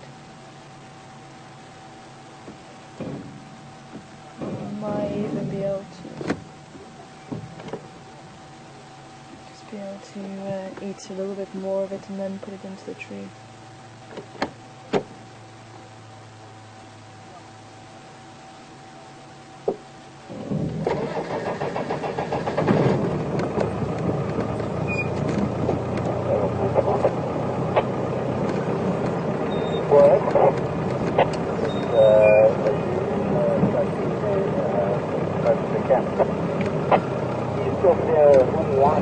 Just west of the dam, just one out the wall, and take one road and up west toward the Route 1.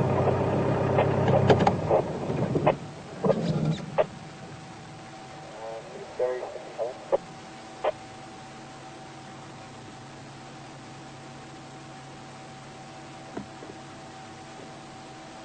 Stand by. I'm looking for the next one. I think he just broke past it. That white dangler on the bottom. So I think he has to be on the corner. Sure.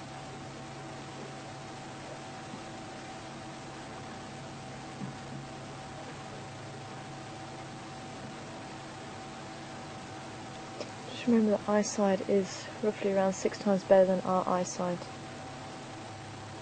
He's seeing something way at the back there that's catching his attention.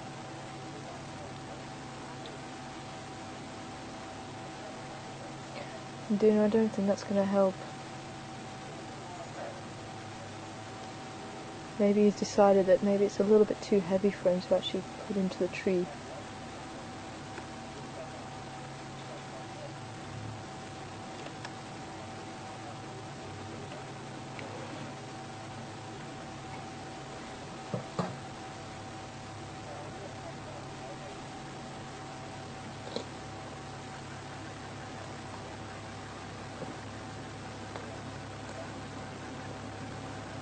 There you go, so he's looking.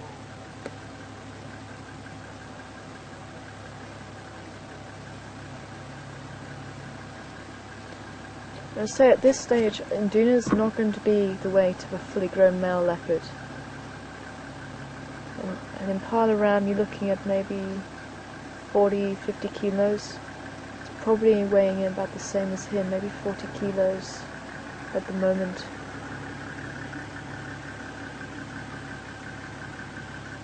So he's going to have to climb and take something up the same size as him, with the same body weight as him, into a tree. I don't blame him not wanting to actually try and take the task on.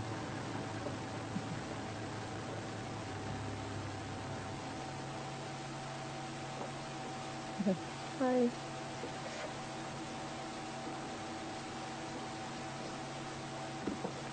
Okay.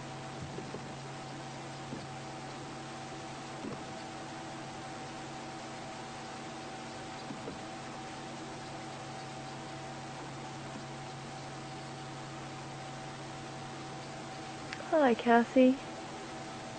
Great to hear from you as well. I'm just wondering what Misha and Induna would do if they went into Karula if she had cubs. It's very difficult to say, hey, Kathy. And as I say, that's usually one of the reasons why the offspring shouldn't really be in the same area. I can't see them wanting to try and kill them, because they do, well, there will be siblings, so I really can't see them wanting to kill the cubs. There'd be no reason for them to, but obviously it's very difficult to say for sure what will happen.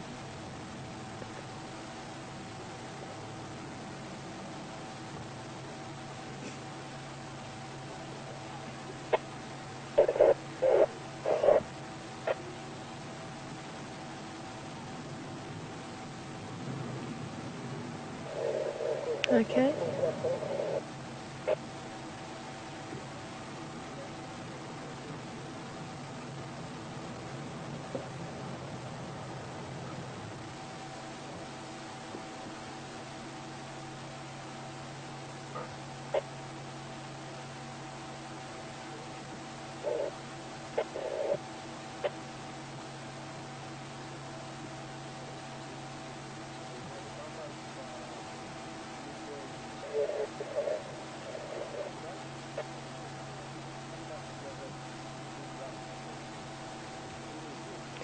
Aha. Okay, I've just heard from the guests at 10 past 11, that's when the kill was made.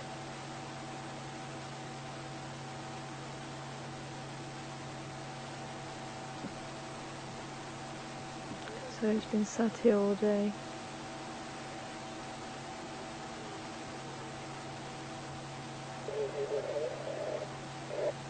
The guests actually watched it being made from the lodge. And I say, anything is possible here in the Sabi Sands. And I must stress, it doesn't happen very often. You just have to be at the right place at the right time, but when it happens, my word, it is magical. Something like that you actually get a chance to see.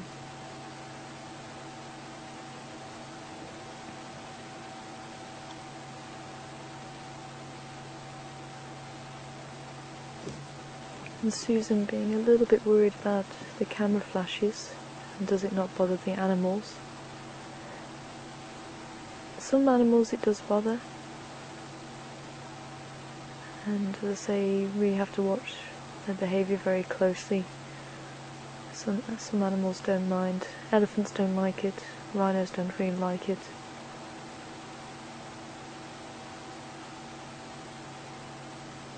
But what I've seen from lions, they're not too fazed by it, especially if they got used to it. But again, if I was guiding and I ever saw that it was disturbing them, I'd ask the guests to not use the flash. It's also the same with the spotlight as well, putting the spotlight directly into the eyes of the predator, or any animal, it's not comfortable for them. So you always should make sure that you either got the spotlight on the back of the animal, or you're bouncing it off of the ground. And had some friends who we found a leopard in Hoedspruit, and we spotted the leopard just by the shining back of the eyes, and as soon as I dropped the light, she was very, very shy, and as soon as I said no, drop the light off the eyes and onto the body, she went a lot more relaxed, and we actually had her for quite a long time.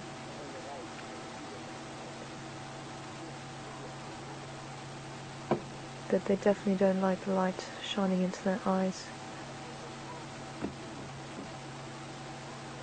So the flash, it doesn't seem to disturb them too much. But again, each individual is different, it depends on how much they've had it in their life.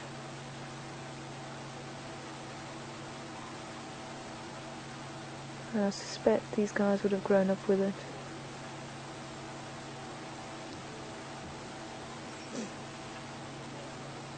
There's some Nyala again just crossing behind.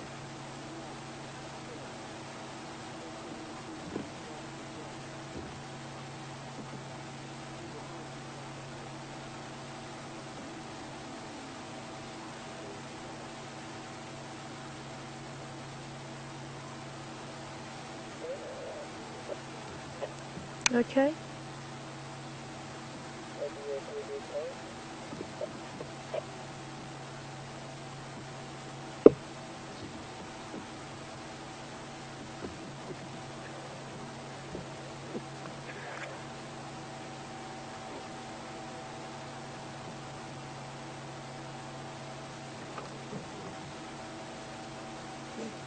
Hi Joanne.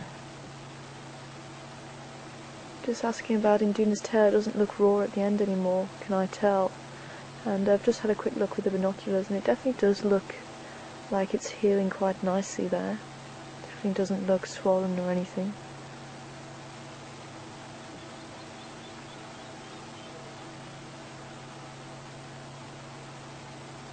So I'm hoping it is actually going to be healing and obviously not causing any more problems to him.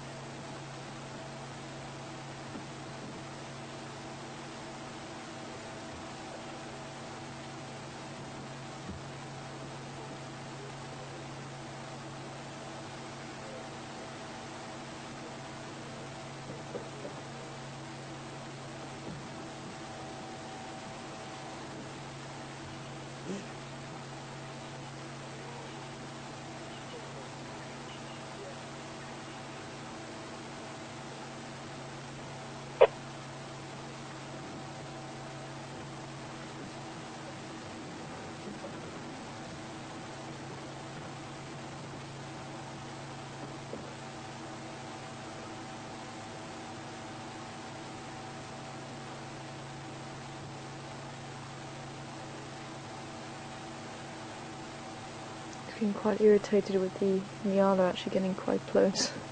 There's quite a big bull there as well.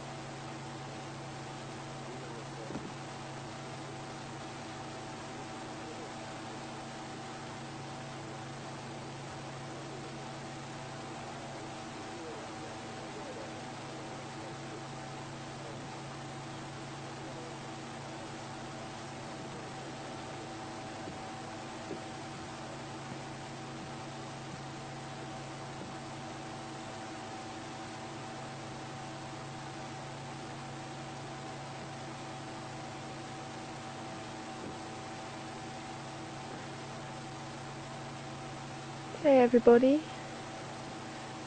going to the end of the drive.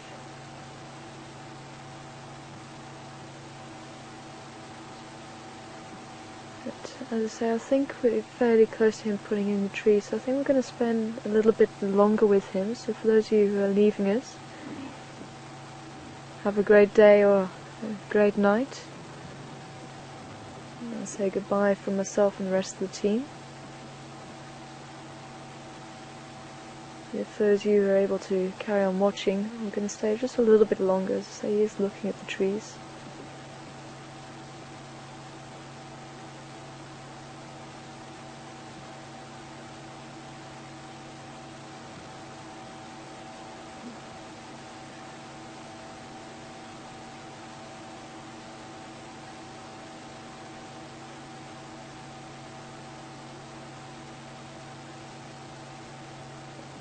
So we're going to just say goodbye for now, and we'll be back after this.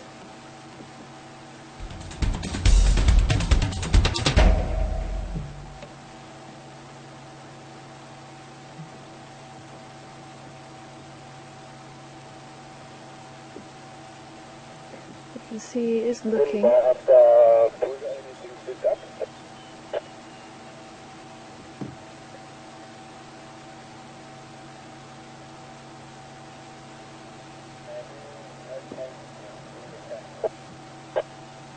Yeah, copy, thank you.